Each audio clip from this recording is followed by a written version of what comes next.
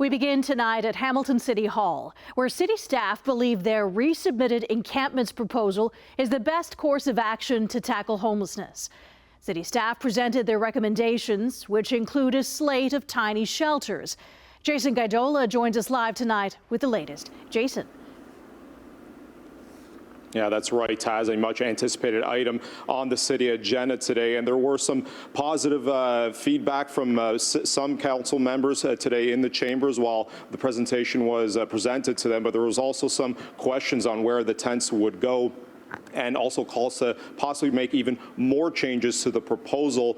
And some other councillors just outright rejected what they saw today. Inside the Hamilton Council chambers today, Director of Housing Michelle Baird presented revisions to the city staff encampment plan, imploring councillors to embrace it while staff deal with the crisis in the streets.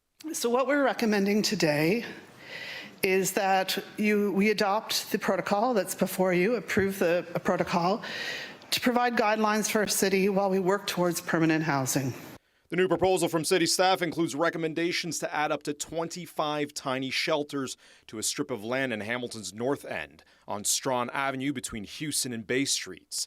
The shelters would have heat and air conditioning. Help me understand the landing on Strawn, please. Is that possible further? Looking for a size that had a site that had a suitably sized paved area that could have some demarcation and separation from other uses. We looked at sort of proximity to where some of the services would need to be.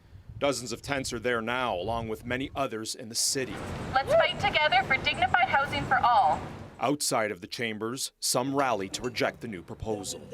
They want 50 yards or 100 yards between tents, but you don't see that happening with the millions of condos going up. You don't see that when Mission Services is moved to another ward. City staff will also pitch parks and recreation centers to have open access to washrooms and showers, along with security and support workers on site where tents may be. The proposal also calls for tents to be 100 meters away from schools and playgrounds, and only up to 5 tents will be allowed in one spot. With the protocols is simply a place for us to start addressing the crisis in our city. I'm going to support it, hopefully with some amendments I don't think are wildly controversial, but I hope I can make a case for. While there was some support, there was also more pushback. Following public opinions on where the unhoused population should go, other councillors say they will not support the new plan. This protocol in this current form will allow this chaos to continue unless seriously amended. What I need is a clause, is an amendment that I hope somebody will put forward before this debate is over, stating emphatically that encampments will not be allowed in our public neighborhood parks.